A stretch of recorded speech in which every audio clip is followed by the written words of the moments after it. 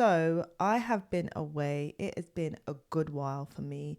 I haven't posted anything. I have been flat out, knackered, burnt out. That is literally the truth of the matter. It's so funny because in a lot of my videos I talk about, taking breaks, making sure you take breaks as a freelancer. And I have to say, I have not taken a break. My recent contract, which I loved, to be honest. Like I genuinely really like working at my most recent contract for a gaming company and a gaming creative agency. And I really enjoyed my time there. I know the process, everything is awesome. I just didn't take any breaks. So that really has affected my output in so many other areas of what I'm trying to do and achieve. So that is literally why I always say to take a break and look after your mental health, because it is so important. And also, if you've got other projects on, different things you're trying to achieve, different goals, then you being burnt out will 100% affect all of those things. Your output will be limited. So if you want to be freelance, just bear that in mind, to take regular breaks. And just make sure that you have put aside money so that you can also take breaks. That's critical. Okay. Right about now, I am free. So I'm out of a contract. My contract ended a couple of weeks ago now. So I've actually had time and I've slept, I have relaxed, I have rested. So I feel great. I feel a bit more rejuvenated, but I've got my energy back. So yeah, I feel like I'm ready to go. So I am back with another video, and I'm also back with a present for you guys. So I've been putting together a starter guide. It's for those of you who want to start freelancing and you've been watching my videos, but you just need like a step-by-step guide. It's just something broken down. It is free of charge, so if you want to download that, do so. I've put the link in the description. So in this video, I'm going to dive straight in and talk about dealing with insecurities in the workplace and how being insecure and having low self-esteem and low confidence can really be critical to your growth, and how it can just affect you in so many ways. And insecurities and low self-esteem can stem from childhood, it can stem from trauma, so many different areas of one's life, and it can just show up in the workplace. It can show up, in how you meet people, how you show up for yourself. And I really wanted to touch on that, because I feel like all of us have a core. We all have something that we're good at. We all have something that we desire to do. And a lot of us don't achieve the things that we want to achieve. And a lot of it is down to low self-esteem, low confidence, and just not believing in ourselves. This is something that I have dealt with before as well. Like I haven't always had it all together. I haven't always spoken confidently, like at all, literally. And I'm going to go into that. I want to share a quick testimony first of all, before I even get started and talk about insecurities and how I overcame it. I think it's important that you get an understanding of how this can really affect somebody. And maybe somebody yourself, maybe you are someone who has dealt with this, and it manifests itself in the workplace. You don't want to speak, you don't want to push yourself out there, put yourself forward. There's different areas and different ways. You don't want to go for the promotion, you don't want to step out in business. So I just wanted to deal with that, so that those of you that are watching this can just operate in your best authentic self. So in terms of how low self-esteem really affected my life, I went through a lot of rejection in my childhood from, family. The people that are the closest to me were the ones that essentially rejected me. So I had a lot of trauma as a result of that. I ended up in an abusive relationship. So I was with a guy from the age of 15 till 20 who was very abusive physically and emotionally. So the physical side of things really affected me, because that affected how I viewed myself. If you couldn't allow yourself to go through that, how do you view yourself? How do you see yourself? Especially if you're not getting out of that relationship and you're in it constantly, and you're going through the mental trauma, the physical trauma, the feeling of being scared and having no kind of hope or outlook. So that was how rejection initially manifested itself in my life. Okay, choosing a partner who is not for you, choosing a partner that doesn't actually love you but actually harms you, and how that can really suppress who you are and suppress everything that is inside of you, everything that God has planned for you. Once I got out of that relationship, I was in university at the time, and oh my goodness, I could not speak. When I say I couldn't speak, I could not hold a conversation with anyone. Like, it was very difficult for me. I remember a time where I just started this. I did communications and media studies at university, and I was in my video production lecture, and it was the first lecture I went to. And I remember this girl, really pretty girl, sat next to me, and the lecturer said, introduce yourself to the person sitting next to you, which I did. I did. I turned to look at her. She looks at me, and the first thing I did was laughed and looked to the floor. Can you imagine? The sheer utter embarrassment that I must have felt as well for being so unable to just hold a conversation?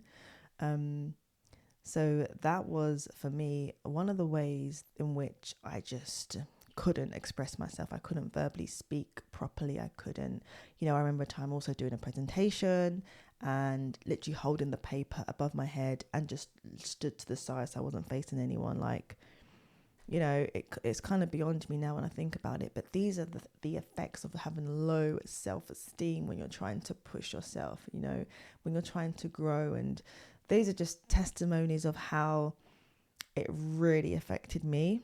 Finally, when I thought I found my so-called dream job, so after that university process and, my first job, in which I was managing events and exhibitions, I thought I found my dream job. So before I was in project management, I was actually in events and exhibitions. So I'd organize exhibitions.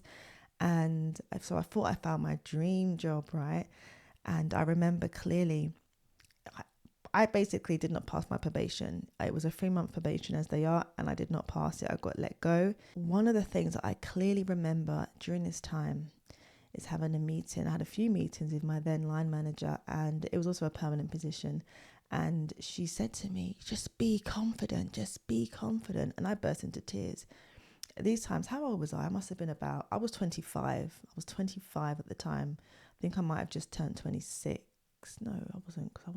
I was 25, yeah, because I got married at 27. So I was 25, and I remember that, and I burst into tears, and I was like, well, it doesn't help. It doesn't help that you're saying it like that. I was just a complete wreck, okay? Didn't pass my probation. After that, I was like, you know what, I'm done with events, completely done. I had a bad experience before that as well. And I ended up in project management, which is crazy because project management is an area where you have to speak, you have to lead. So it's interesting how, I did end up achieving the things that I wanted to achieve because I always wanted to be able to speak. I always wanted to be able to be confident and trust myself and to just believe in myself, So all of that process and that testimony is for me to basically share with you guys exactly how I overcame insecurities and exactly how you can too if this is something that you're going through, especially if you're a project manager. In project management, we are at the forefront of the projects. You still have to have that confidence about yourself when you're communicating. It's so important because you are leading, people are looking to you. You are the one that has the answers, if you don't have the answers, you have to navigate through to find the answers. So here are 3 ways that I want to share that has helped me to completely overcome low self-esteem and low confidence. That for me has stemmed from rejection. So remember, I found the root of the issue. So number 1, I basically just mentioned this point, but get to the root of the problem. We all have a story and we all have something that may have contributed to why we feel the way we feel. So it is so critical for your growth if you get to the root of the problem. So for me, I knew that it was rejection. However, it did take time. It took time for me to understand that. It took me delving into my past, going to therapy, and also just journaling, writing things down, trying to understand my emotions. Why do I feel the way I feel? What am I afraid of? What is it about people that scare me? All of these things, and then as I came to answer those questions, it was just right in front of me. It was this situation involving this person who was supposed to love me, So that was the first thing that really helped me to understand what the problem was and where it came from. The second thing I had to do was really replace all of the negative thoughts and beliefs that I had about myself. So obviously, in order to continuously feel fear, you have to be telling yourself fearful things in your head. You have to be saying, I can't do this. You have to be saying, this is too much for me. That you're saying things like, I'm stressed, I can't handle this, this is too much. So you have to change the things you say over yourself. So one of the contracts that I had required me to really lead big meetings. So these projects were like 6-figure projects, and it required me to lead team meetings, and I wasn't always comfortable doing that. Even as a project manager, I had to really prep myself for this. So I would literally, in the mornings before I'd leave my house, I would just speak life over myself. I'd have my declarations and I would write them down, have it listed. I'd also have it in my phone. So I'd take a picture of it, not only have it, printed on my wall, but I would take a picture of it, have it in my phone, and I would speak words of life over myself. I would tell myself that I am great. I can do all things. I would really tell myself, and because I'm a believer, I'd also have scripture written down as well. And I would do this daily. So I would read through these things, these passages and these declarations daily, and I would repeat it to myself. I'd look in the mirror. Sometimes I would say it loud, sometimes I would say it low. I would really just drill it into my head that I can do these things. Everything that I want to do, everything that I believe is in me, I can do it. And then eventually my mind started to shift. And although, yes, I was nervous, and yes, I still felt that kind of, the kind of increased heart rate and all that kind of stuff, but I did it. No matter what, I still did it. And people say fake it until you make it, and I used to really believe that, but I don't think it's a process of faking it until you make it. I actually think you were doing it. It's not faking it. If you're doing it, you're doing it. You might not feel comfortable, but you're still doing it. And I think that's such a massive achievement.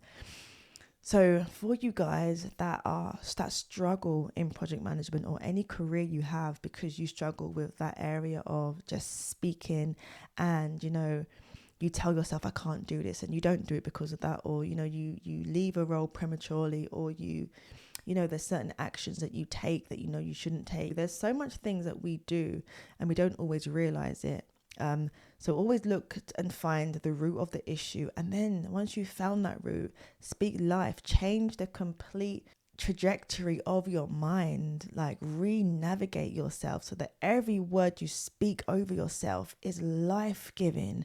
And then what you'll find is you'll start to believe it. It's like, oh my gosh, how have I not been able to do this? That was great. Like, I can't believe the response. People didn't even really notice how nervous I was. My heart palpitations stopped. It eased out, and you'll see yourself in a whole new light coming out. You'll see the passions that's in your heart. You'll just identify yourself as this wonderful, outgoing person, and it's all happening before your very own eyes. That doesn't mean that you're not going to feel, scared or fearful at times, but when you start speaking life over yourself, it just completely edifies who you are, and you just start to walk in this whole new greatness and this whole new confidence. So please make sure you are speaking life over yourself on a daily basis. It's something that I get my children to do, and it's something that I've begun to be really diligent with, because sometimes you don't know what happens in schools with children. Some of you guys, for me, it was family. For some of you guys, it could be bullying at school. It could be anything, and you'll be surprised how these things that are undealt with really manifest itself in your life as an adult. Okay. So if you do have children, if you have nieces, nephews, if just speak life over them and get them to speak life over themselves as well. Even through going through a domestic violent relationship, I still had hope in my heart.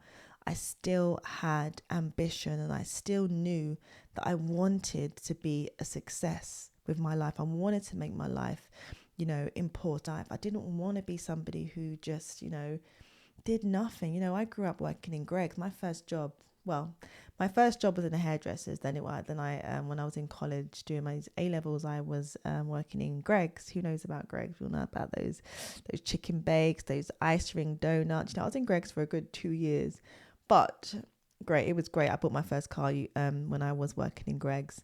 So, and whilst I was in this violent relationship. So, it's funny how when you look back and you think, wow, there was so much strength in me. There was so much hope in me. Even though there's such negativity, there's still hope. So even if you're in a situation where you're going through, depression or anything like that, there is still hope. If you have that hope where it's just like, I want better, I don't want to feel this way, please, I urge you to hold on to that.